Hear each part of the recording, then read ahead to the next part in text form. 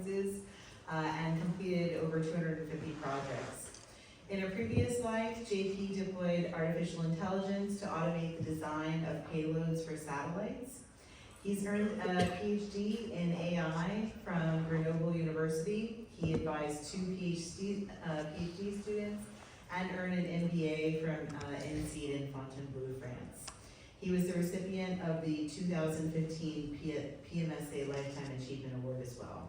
Please give a warm welcome. Thank you.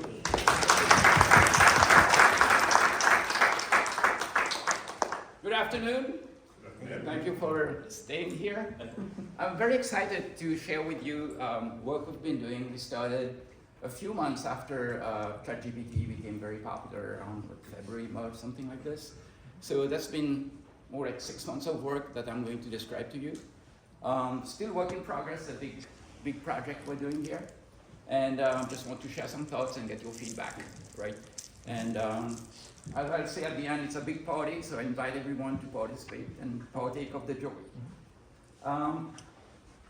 So basically, I'll start by motivating why this project, and then I'll take a quick poll, get your feeling, and then I'll take the poll again at the end and see how much I got you to change your point of view.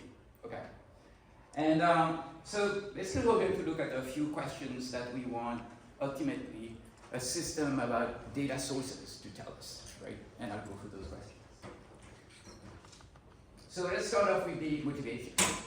So the motivation has to do with the fact that I think analyses in general are very good. And so the question you get, I'll take an example because I think it's a very eloquent example. Let's call it CRT therapy, right? Chemo radiation therapy. So the question starts off like this, how many people are eligible for a drug? And those people that are eligible must have undergone CRT therapy, right? And so the analyst went to work and came up with the answer, and the answer was awfully wrong, right? Really, really bad numbers. Long story short, the analyst got fired, and it didn't go very well, right? The analysis itself was very good, but the insights were wrong, right? So the question is, it's an irony because we spent so much energy, we're so diligent to do great work, and still the insights are wrong. So what went wrong here? The analysis said that there are very few people that are eligible for CRT therapy, when in actuality there are many, many more, maybe one order of magnitude bigger than what the analysis says, right? And those guys in the defense, they said, we didn't analyze one data source, we analyzed 4 data sources, and that's true. And all 4 data sources point exactly to the same result that we have. So we're pretty sure, given the diligence of what we have, we put in the work, and 4 data sources saying that thing, it must be right. And yet it was wrong.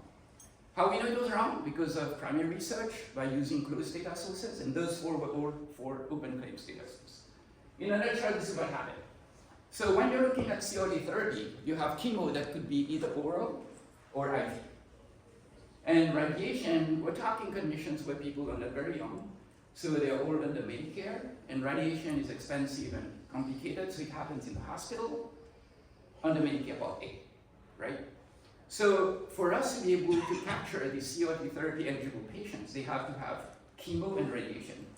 Chemo orals around captured 90%, 80, 90%. IV is about 40, 50%, and Medicare Part A hospital is about 10, 15%, maybe 20% for generous. So you can understand immediately that for you to capture that patient, you must have an end on those 3 conditions, right? So it's 40% times 90% times 20%. That's about 18%, right? Give or take, let's call it 20%. So 1 time out of 5, we're getting the patient. 4 times out of 5, we're missing the patient. Right? So this is kind of very clear example that shows that why the recommendations were wrong. So what happened to the analysts, they sinned because they didn't check the data. So they assumed the data to be representative of what they do. And the fact that they used 4 data sources didn't help because all 4 data sources are open claims and they have the same disease, they capture Medicare Part A very poor, right? So that's my introduction to why we're motivated. So we need a tool in the industry, I think, to be able to help analysts, and most analysts are I would say, very smart people, PhD in stats, and we understand that stuff. But I think the weakness of those people is that they don't understand the caveats of the database they're working in. They don't know the holes and how the data is being captured.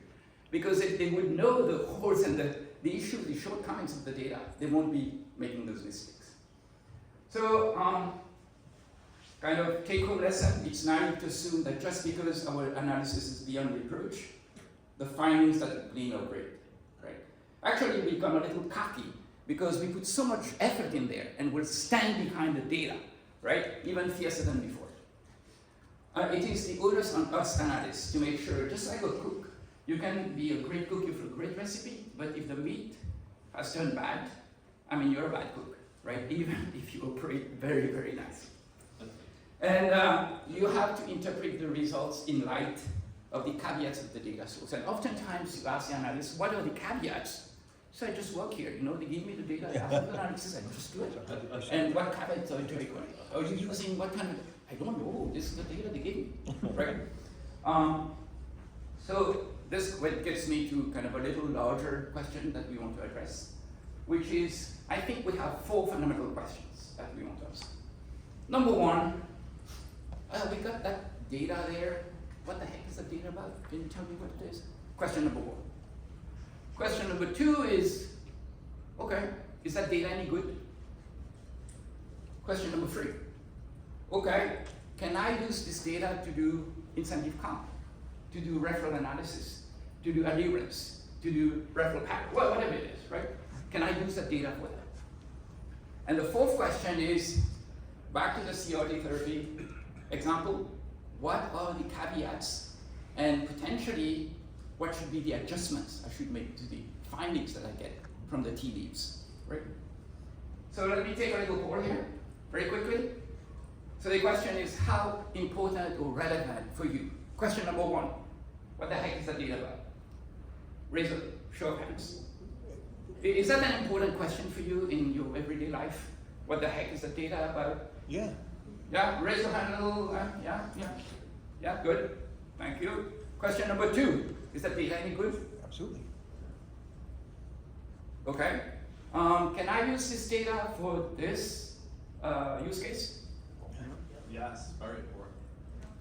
Number 4, what caveat should I be cognizant of? Okay, so it looks like all 4 questions in the money, if I look at your response. So for me, those are the 4 fundamental questions that we need to be able to answer. So we started off during summer, and ChatGPT, of course, I got very excited. I studied AI, that was my PhD. Of course, it wasn't LLM, it was basically expert systems and all that stuff. So I did a couple of talks on ChatGPT and had the chance to do a lot of experiments like many of you have done here. And so we started off using ChatGPT to answer those 4 questions, right? So it's very, if you want, narrow or very task-oriented. I'll share with you. So key features of our data expert. Number 1, it leverages ChatGPT, right? Because AI is very sexy and everyone wants to talk about AI, so it'll make you happy. It analyzes the data dictionary. And let me just pause 1 second here. So for the data source, you have a data dictionary. Yeah. And the data dictionary oversells what is in the data. Oftentimes when you look precisely in there, you look at the values, they're like, or they say the same value. Ethnicity, white. No black, no Latino, no Asian, right?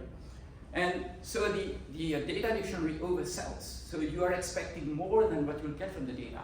When you actually look at the data closer, I'll give you an example of granularity. So on the payer, you expect to say Blue Cross Blue Shield of Illinois, but you say Medicare, Medicaid, commercial, and other, right? That's a problem of granularity, right? So all those problems, like, you can turn into entropy problems and so on. I'll say a few words about that. But essentially, it understands the data dictionary and analyzes it, and will tell you about shortcomings. Another interesting example is you have an HCP ID in a table, which is internal to the data source. It's not a universal NPI. And then there's no table that you can look up from to tell you what the heck this HCP ID is.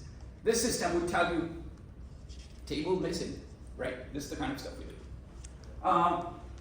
it covers the top use cases in commercial analytics. We've got about 15 of them. The list is definitely not exhaustive, but they are kind of when clients, we've been in the business for a long time now, those are the most popular questions that you could get.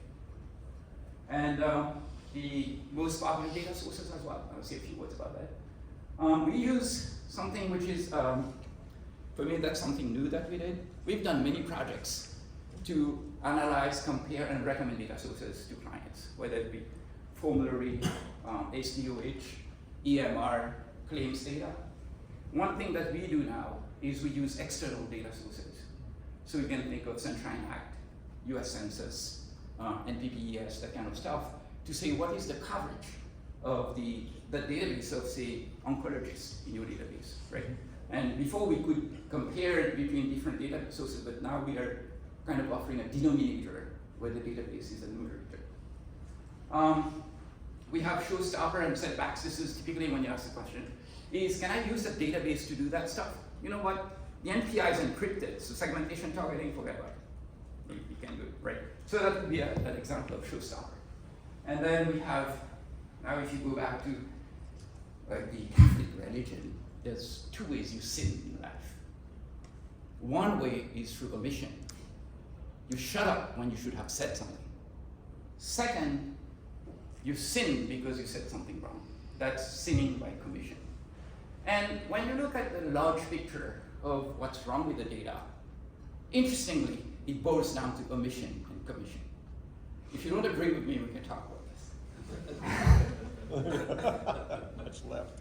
Okay, so what is this data about? This is the kind of naive question. Some vendor comes around and gives you the dark when you show up that wonderful database you absolutely need to use. This is the physician notes, this is the transcript data, or God knows what it is, right?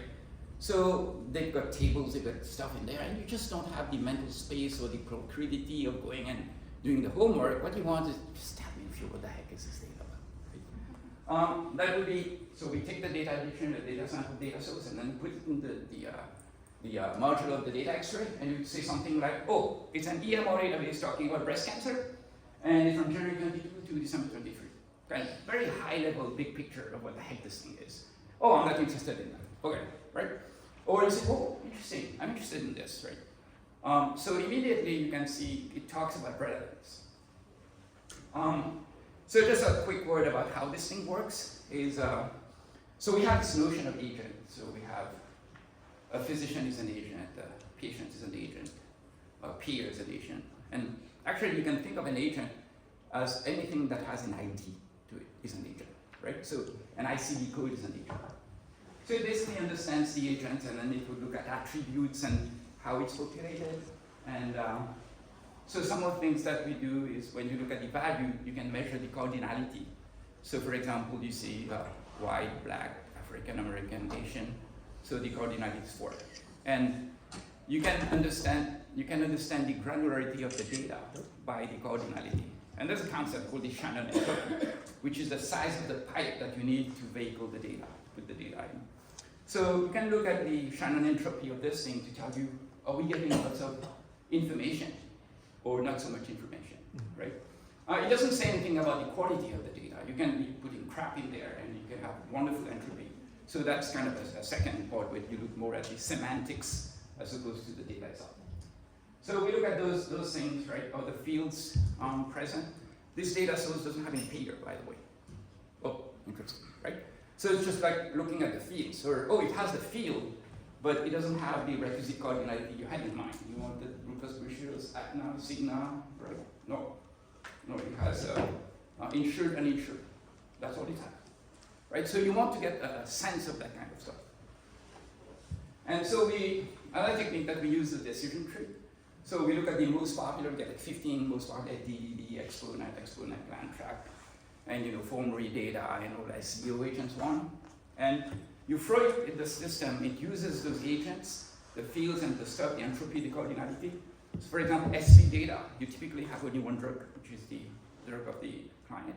As opposed to the claims data, the open syndicated one, you have a bunch of drugs, right?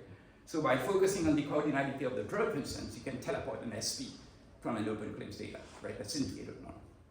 So we have a decision tree, and it works really well. You throw in the data, and then you go to poof, it says, oh, Are you looking at an EMR? Or are you looking at exponent data? Oh, you're looking at DD.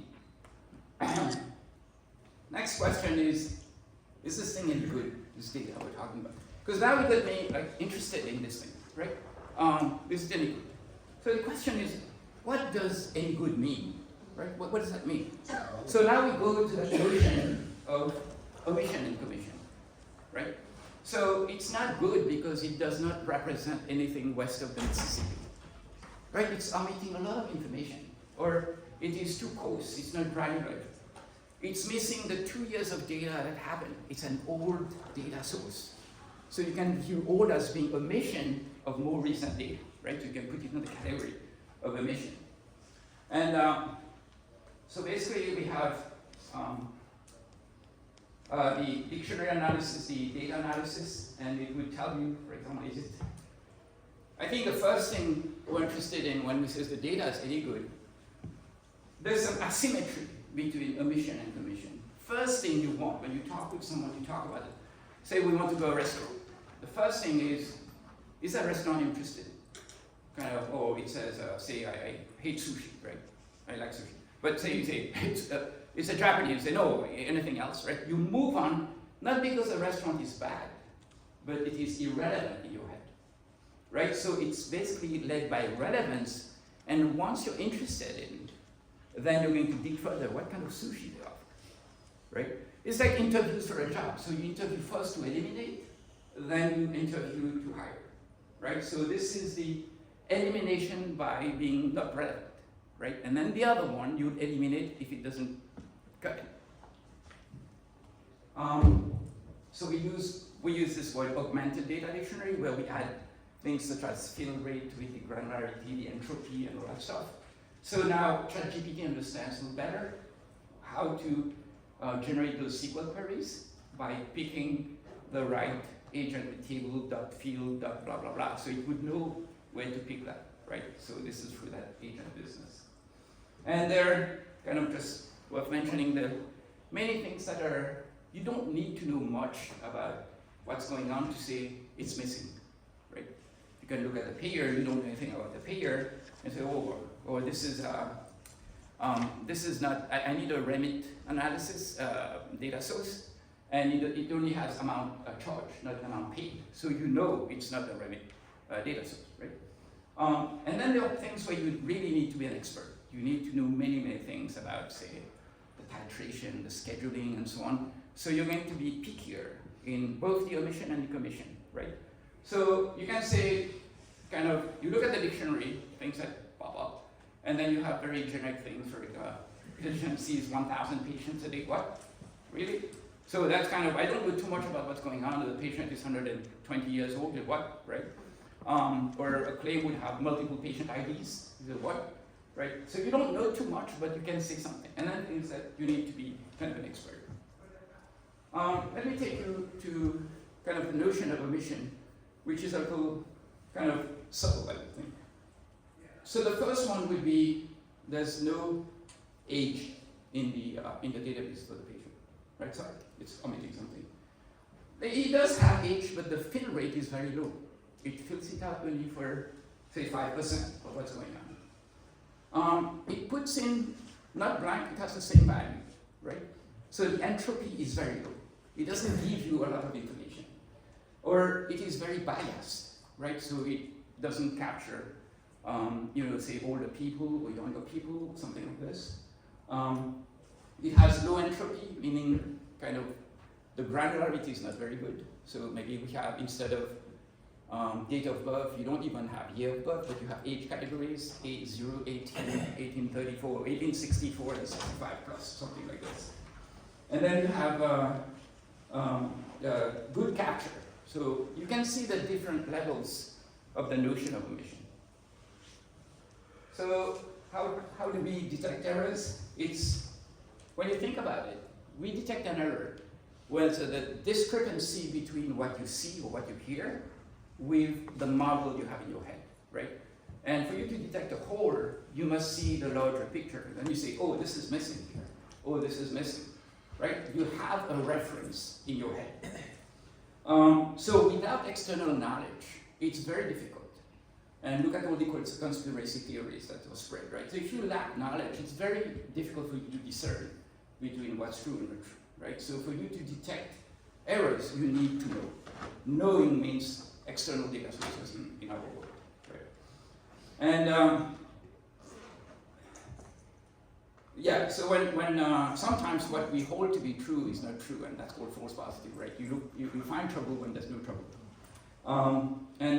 And then the kind of the larger problem, I won't get into that, I call that the false negative conundrum, is that things are, you didn't pick up on it, and you won't go after it because you just let it go. If you believe the market share is 26%, and I tell you 22%, it sounds reasonable, you say yes, but actually it was 30%, right? So there are places where you would let it go because it sounds reasonable, although it's wrong, right? Those are tough ones. So to going into the commission now, we found 3 ways to detect errors by commission. Number one is, if you look at one field, one data source, these are wrong value, low field rate, low coordinated entropy, the stuff we talked about, or now you can basically compare. And one of the things that we found that's really cool is that if you look at, for example, units and prices, so the price is stated in the data.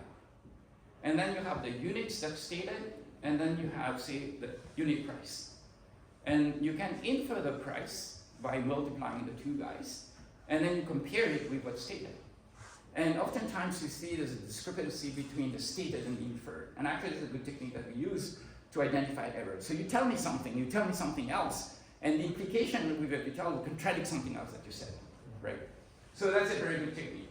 Mismatch between stated and inferred. And then we also do like breakouts by geography. And oftentimes when you break out, so you get a bill and you think the bill is wrong, you say, can you give me a breakout, right? A hotel room, and how come it's the price is so high, and basically that helps you understand what's going on. And there some of the things you can look at the overlap, they should not overlap, that kind of stuff. And then there's another one which is more like the interdiscrepancy. So you ask a question to you, and then I ask a question to you, and then I see that the 2 answers don't match, right? And so that's a very interesting way for us to detect discrepancy errors in the data, right? So you can look at, say, NPA to get an idea of the sales of a product, number of RXs, and then you can go down to PLD or exponent, and then you roll it up with or without projection, and you can see, oh, they're saying the same thing. Oh, no, they're saying something very different, right? So it's the idea is to ask the same question and expecting to have the same answer. But in reality, things are a little more complicated, obviously. So basically, the sources of external knowledge is, one is external knowledge. You know about what is the stock market rate going at right now, so you have some rough idea, or how much a cab trip to go to the airport would cost. So you have some kind of external knowledge, very simple knowledge, I would say. And then you have external knowledge, for example, if you look at US Census in terms of incidence prevalence, you get the number of patients and you count the number of physicians or patients, you can say there's something wrong there, right? That you have too many people. And actually that happened to me a couple of times. And then there's some other stuff like the marketplace events, right? We have, say you look at the trend of your drug and you get another indication and you don't see any change in the trend, right? So it basically contradicts the fact that there's a market event, like a line extension, but nothing was reflected in the trend, right? So you say, aha. So you're using those external data sources to go and fish for those. And then for things like, this is kind of expert, it's drug administration, you know things about this dosing, the schedule and so on, and you can pinpoint that there's some error in the data because it really doesn't match that you have what happened to the data. So when that happens, a quick comment on this, when that happens, you tend to believe in the database more than the other one. So we naturally have a hierarchy. So who said that? 2 people don't agree. Oh, this stock that didn't do well is my hairdresser who says that. Or it would be my investment banker or something like this. So naturally everyone, for most of the tasks we have in life, we naturally put a hierarchy of credibility. And you can use that, right, to basically arbitrate between who's right, who's wrong. We're good? Any questions, comments on those two? Yeah? Cool. So the next question is, can it help me with that business question? Right? So essentially here, what we want is, something that we're expecting would be, great physician footprint. Good capture of physician activity, the NPI of physician is exposed. And the time span is maybe not so recent, right? Maybe granularity doesn't go monthly, but it goes quarterly. And you can break down the data by peer, by the way, right? It's kind of cool, right? So this is the kind of stuff that you're looking for. And so this is the kind of the way we go about it. The key idea being data requirements. So what we do is for each use case, we translate that into a bunch of data requirements. If you want to do segmentation and targeting, you need to have a good physician footprint, otherwise you're leaving out a lot of dots. You want to capture the activity well, whether it be injection or RX writing or whatever it is. The NPI, you want to be able to know who the doc is, name, address, these states of specialty and all that good stuff. And the time lag is spanning because you don't want the data to be too old. Of course, that list is not exhaustive, but those are the first data requirements that come to mind as soon as we talk about segmentation targeting. And you can use this to basically evaluate the data. So on the one hand, you want to know what you have. And second, you want to know what you'd like to have, right? And if there's a discrepancy, big discrepancy between the two, then you call it a showstopper or a setback, or you have to be very careful, right? And this is exactly this thing does, and it explains with little data sources and so on. So you can even think of some kind of rating that you would give for some data. And then, does the data, is it good enough? Oh, well, for that use case, here's my scorecard for your 4 requirements, but yeah, right? So it translated into something a little more detailed, instead of telling you, oh, it doesn't work, right? So one of the things that we, kind of issues you have to run it is to interrogate the database. And when you interrogate the database and you do manually, you know where the field name is, you know where the tables are, where the field names are, and then you know that the value you'll get is kind of nice, and then you can connect the tables together, so you write SQL query for that. And so we give that task to ChatGPT. So when you give it that task, then you should be able to have some handlers to say, for the patient, this is where you're going to pick the patient, right? And if you have patient sitting one with the age, gender, ethnicity on the one hand, here you have the patient, you want it to say, let's go over there, right? So that's something that doesn't come in ChatGPT. This is knowledge that we add to ChatGPT, so it would demonstrate that, that ability to create the correct SQL query. And then the second part is once you have customized SQL query, because each data layout is different, right? You look at the Komodo layout, you look at IQVIA, Symphony, Fourian, Precision Extract, Viva, whatever stuff, it's all different, right? So what you want ChatGPT to do is to recognize what is common, right? The notion of the patient, the notion of the physician, the notion of activity of RX and so on, to be a level lower, to be able to find those and see, kind of make it like in the virtual machine, right? So when you compile code, you compile it into a virtual code, and then depending if you have an 86, then you generate the machine code that corresponds to that, right? So it makes the layout of the data transparent to the user, which is what we want. That make sense? Mm-hmm. Yeah, cool. And then the second task we need to do, which seems easier than what I thought it was, is to be able to compare. So oftentimes when you compare, you can get one value here, one value over there, or you can get a value and a range. So this is when you get the lab result. They give you the value, and then they say the lower bound and the upper bound. If it's in the middle, you're okay. Otherwise, kind of, a little red flag, right? So and then the thing comes in with some expectation, right? So so you get either y, x to compare with x, and then u, v. So how far must y be from x for you to get excited and say, oh my God, you take issue, right? Those are kind of dismiss, right?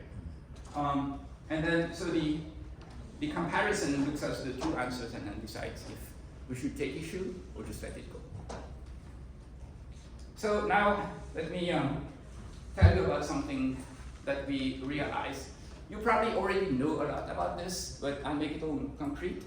And it's the butterfly effect. And you have all heard of chaos theory, and the butterfly that flaps its wings in, say, Paris will change the state of the hurricane in 2 weeks here in New Orleans, right? That's called the butterfly effect, and I'm sure there's a movie called Sliding Doors, right, that talks about the butterfly effect. And we found the butterfly effect in this business that we're talking about. And to convince you, maybe you don't need convincing, but I'll convince you nonetheless, is that when you look at a use case and you look at questions, and the different questions that come in, if you change the question a little bit, you may not be able to answer the question. Or you change it a little bit, then you can answer the question beautifully, right? That sounds almost paradoxical, what I'm saying, but I'm going to clear it right away. Okay, so I'm going to ask 7 questions, and they all sound the same. They all hover around 2 things called A and B. You can put in your head whatever you want A and B to be, right? The first question is A before B? The second is A always before B?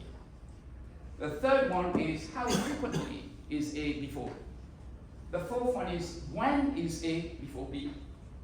The fifth one is what happens when A is before B? The sixth one is A immediately before B? And the seventh, why is A before B, right? I mean, if you look at this question, they're just talking about A and B, and then you're just kind of variations around the theme, right? That's all it is. So let's just take a minute and kind of look at this a little bit, okay? So when you say is A before B, and by the way, I call that the stress analysis on the data sources. So when you say A is before B, the question, the way we understand it as human beings, as analysts, is A ever before B, right? So what it means in terms of requirements on the data is we need a handful of examples where A is before B. And if we have a handful, I don't need to have the whole story. I just have a few examples, one maybe fluke, but there are 2 of them that I feel good about, right? So the database does not need to be exhaustive or even representative. So the stress or the requirements on the database is very, very weak, represented by one butterfly, right? Only one butterfly. So if you move and you say, okay, is A always before B? So this question is a little trickier, right? Because you're saying, I'm making the assumption that most of the time A is before B. I kind of know that. Now what I want to know, is it always the case? Right, so in that question, there are 2 questions here, right? So we need lots of examples of A before B to substantiate the unspoken assumption that A is before B. And the second one is that it captures A not before B if this were to happen. And you cannot afford to have longitudinal holes there, or the cases where it happens where it would say the contrary. So now that's putting a little more stress on the database because it has to be complete vis-a-vis that feature, right? So you can see the question number 2 asks more of the database than the question 1. It doesn't always. All you have to have in that one is one case where it refutes it and I can stop and answer that question. That it is not. I don't have to have it, all I need is one. It's debatable. We can take this after the stuff, but A bad, B-A-D. You can have different interpretation. You can say, oh, I take a very simple interpretation. I don't care about the first one. Just go away and give me the other one. Keep going though. Yeah, I understand where you're going. Yeah. Yes, go ahead. So, thank you. So the third one is how frequently is A before B? And now in all cases where it's B, how frequently is A before B? And you can see that there's the condition about in all cases where it is present. So are you really capturing A when A is happening? Because if you don't, then what you're going to tell me afterwards, I don't really care about that. Yeah. Right? So excellent capture of A, excellent capture of B, and then you can make the determination. When A is before B. So this question actually places the stress on the time window before the event A. So if your database starts with A, it is absolutely useless because I want to know what's happening. And the when is very, when could be the patient profile, when could be hospitalization, patient journey, physician profile, requirements, or whatever stuff. So it has to have big, large bandwidth. It has to happen before the first event, and it has to have large bandwidth. And you can see this one is kind of requiring a lot of things of the database compared with the first one. Very good capture of peripheral info, good capture of A before B, good capture of A not before B. To establish that the proposed concept only hold when A is before B. If you tell me something when A is before B, to explain A before B, and the same thing applies for A before B, frankly, your explanation doesn't do much here, right? It has to discern between the two cases. So you want to capture the other cases as well, okay? What happens when A is before B? What events take place before B when A is before B? Right? It could be C. C could be a drug, could be a hospitalization, could be exchange insurance, right? So good time window after B when A is before B. Very good capture of peripheral information. Right? Is A immediately before B? So this one is, there should be no, let me call it interloper between A and B, so the X. And so what comes to the fore is what is the size of the time window that we're looking at. Is it a week, is it a month, is it a quarter, whatever it is, right? And to make sure that we have a good capture of X, especially if X should be, say like a hospitalization, and your data is only CMS 1500, right? You're going to miss it, right? So the data just doesn't cut it, right? You be cognizant of what is the nature of X in that case. And so finally, and we'll stop here, why is A before B? So this one, the answer does not lie in the database. It is outside of the database that you can go to say, oh, it's a payer information, right? Look at the formulary of the payer, step therapy, prior auth, whatever. That's why the guy failed, how it didn't fail, and that's why you get it there, right? Is it clinically motivated? For example, there is some combo therapy where we do a project on that, where you have, in the combo, you have to start one drug before the other, right? So that has to do with a clinical explanation of A before B. And that's definitely not in the database, right? Cocktail therapy, answer lies, most likely outside of the database. So you need to look elsewhere. So just to close on this, you can see that by changing the questions within the same use case, you put maybe very little stress or a lot of stress as in requirements on the data to be able to give a proper answer to the question. And we need to be sensitive to that, then we call it the butterfly effect. Right? Any questions, comments on this? Guys are good? Yep. Clapping? Cool. So the data source may come short to answer this question that falls under a use case for which our data expert will say it's good. Yeah, it's good. You can use it, and then you use it, you say, oh my God, you know, what happened here, JP? You said it was a good database, that's BS. And it may have to do with the butterfly. Okay. Caveats I need to be cognizant of. So you want something like, so this one, so what are the types of caveats that we frequently come across? Oftentimes it's missing info, right? It would be, okay, no display of number of patients of a physician where there are less than 11 patients for the physician. Or nothing for that zip code because less than 20,000 people. Or you have no Medicare Advantage. Or the drug in the market basket is underrepresented because that manufacturer blocked the data, right? The ICD pertaining to the referral patient is not reported. That's in the Mr. Pop, right? Payer names have been redacted, right? No names of pharmacy chain, station, encrypted. So those are cases of caveats of the data where the data is missing. And then you have a little more subtle, it's like lacking granularity, check with there. Lab results are not available at the individual patient level, but they are available at the zip level, right? That's the case of Mayo Clinic. If you buy data, lab data from Mayo Clinic, they would give you only give you at the zip level, right? They won't give you at the actual patient level, encrypted patient level. The PA status is not available at the patient level, but at the zip level. That's cover my meds, right? They would report the data at the zip level, right? And then you have things that are wrong info, right? The ICD code that you see actually was there so that the payer would reimburse the test to make sure that actually the patient has the ICD code. And after time, the test is negative, in which case the ICD code was there just so that you get reimbursed, right? And so that's rounding, right? And then you have all that story that you know very well about upcoding, downcoding, side coding, or wrong coding, whatever you want to do, right? So just a kind of a reflection on this. So on the caveat, there are two parts to it. One has to do with the database, but more importantly, it's about the insights that you glean from the database. So in terms of the database, you have in your head the ideal database, the green here is the correct. And then you get the insights, which are the green circle on the right. What happens in reality is you don't have that beautiful green database, but you have a flawed, right, database with caveats here, with its shortcomings. Yeah. And from that database, you're going to infer insights, which are the right ones. And the question is, can you have the right adjustments to go hopefully close to that green one that you know, right? And a caveat is a shortcoming of the database that allows the analyst to gain a larger perspective of the insight, right? Coming from the database and to tweak the insights accordingly.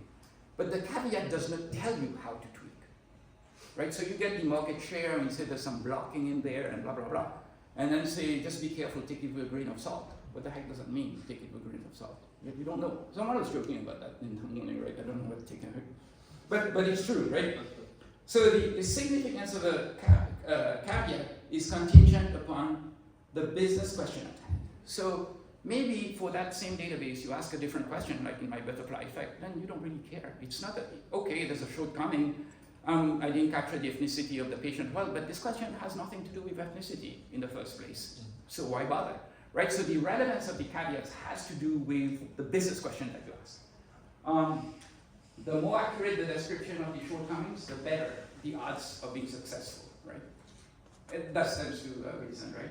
And I think there are two types of shortcomings. The ones that you can uncover by zeroing on the database. So you look at the database and you say, oh, it's lacking, VA is not there. Or the coverage of Kentucky is really low compared with, say, prevalence incidence data.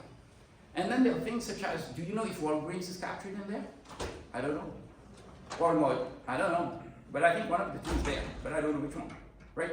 So in that case, you need to have external info about what's going on, right? So about, oh, they're using that clearinghouse. Oh, that's a well-known clearinghouse with those issues, right? So there are two kinds of shortcomings. Shortcomings that you can glean from the database, shortcomings that you can only know about because you know the larger system, right? Kind of impossible. If you look into that, you don't know what's going on. So just kind of put some order in that messy stuff.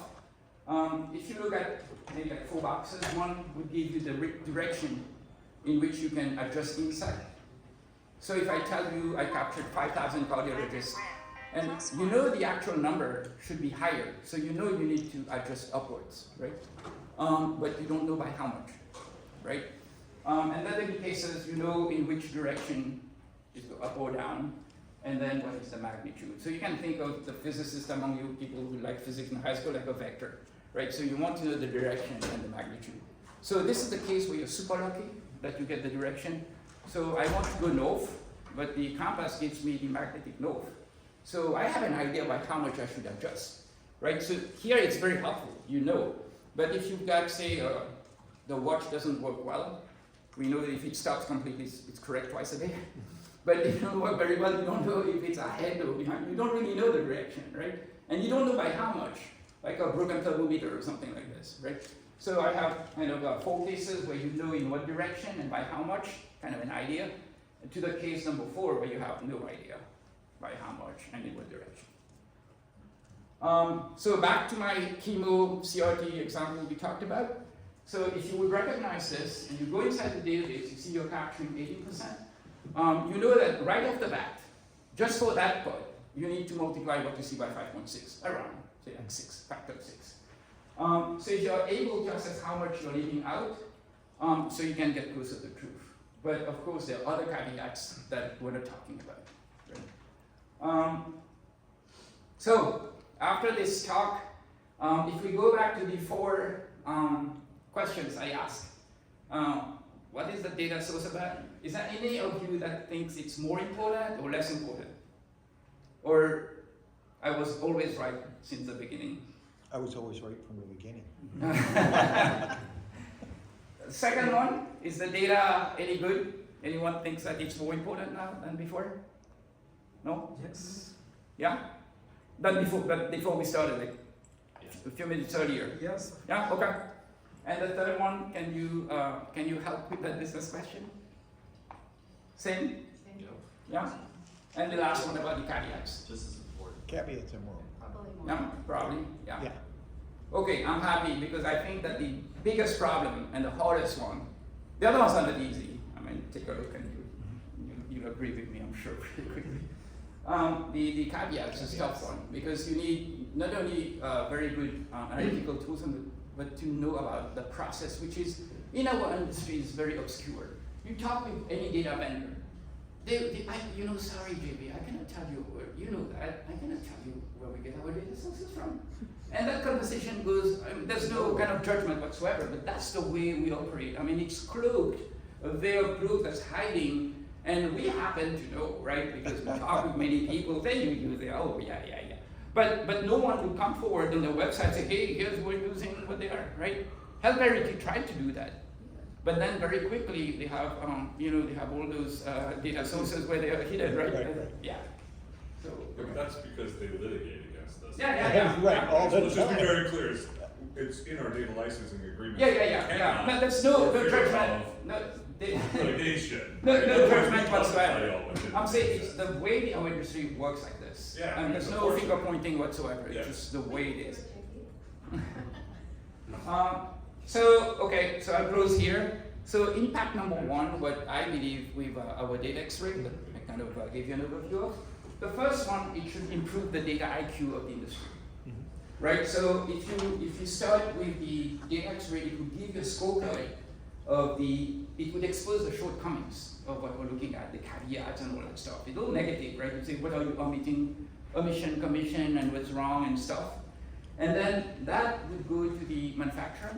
And manufacturer, next time you talk with the vendors, hey, we have some problems here, that trend break, that nothing happened, but did you lose a vendor or something? What happened there, right? So you get these conversations that happen, and then the data vendors, they're no dummy. I mean, they look at the exploit, the shortcomings, and they're not going to sit on their hands and wait for the next criticism to happen. They'll get off their butt and do something, right? They do something about this. They have to innovate, right? So there will be an acceleration because of the awareness of the shortcomings of the data sources to do something.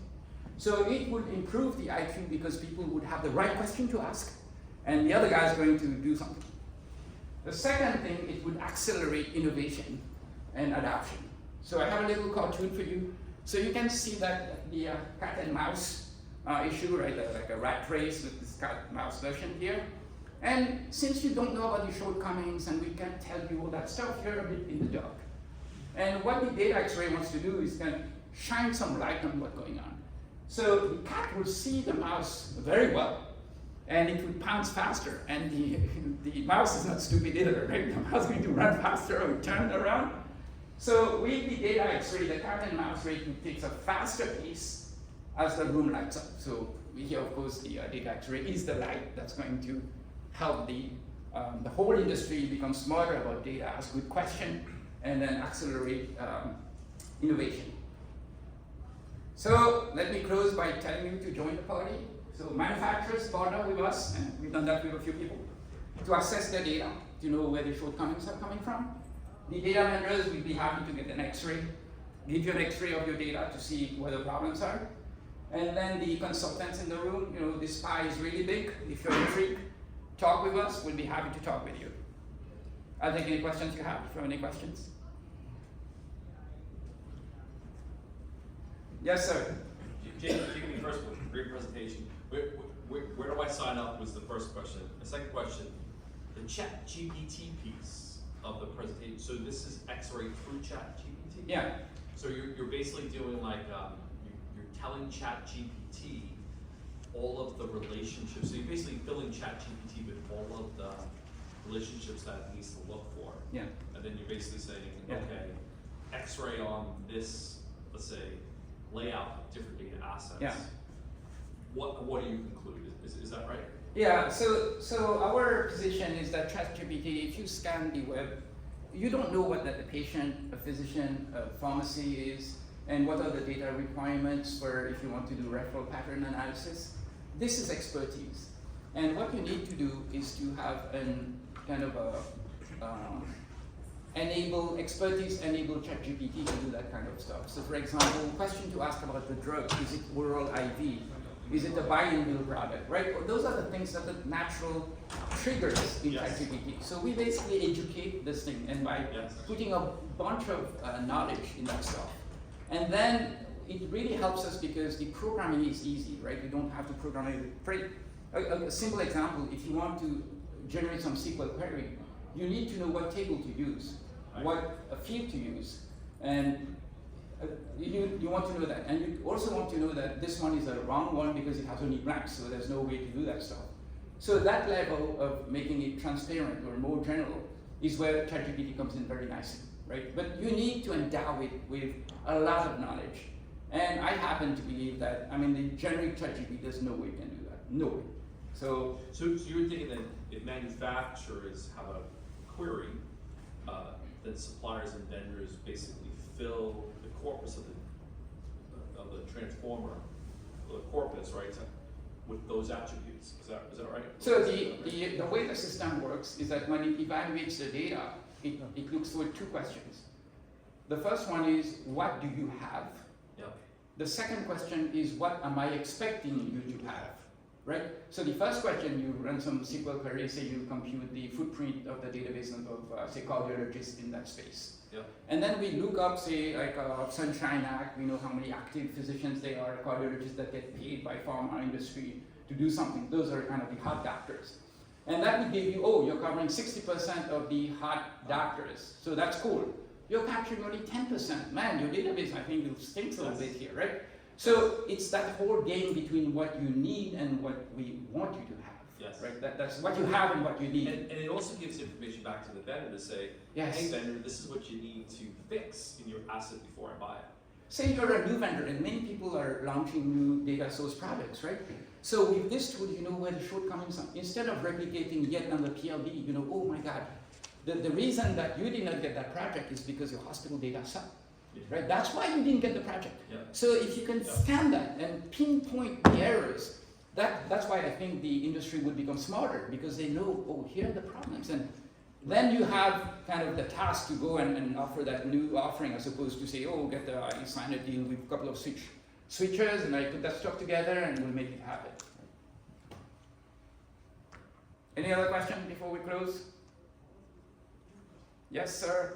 Is there ever such a thing where a data vendor might over-project in certain, circumstances, territories, what have you, that makes it less good for the specific business question in case it requires that level of granularity? Happens all the time. Yeah, it happens, right, yeah. In fact, are you We kidding? overprotect when you It's get called to territory. imputed data. Yeah. It's done all the Does it time. detect that? So you know very well, in exponent data, the doctor writes 7.4 prescription. How the heck does the doctor write 7.4 prescription? Yeah. But clearly tells you it's projected data. But you'll never get the precision until you have census level data. Yeah. And that's never gonna happen. Well, right? I'm And curious it's whether getting going to through figure this, that out. it's like, hey, it's over-projected here, it's under-projected. So that's a good question. We did a project, I won't name the vendor, but they had more patients in Minnesota than there are people that live in Minnesota. The real project we did.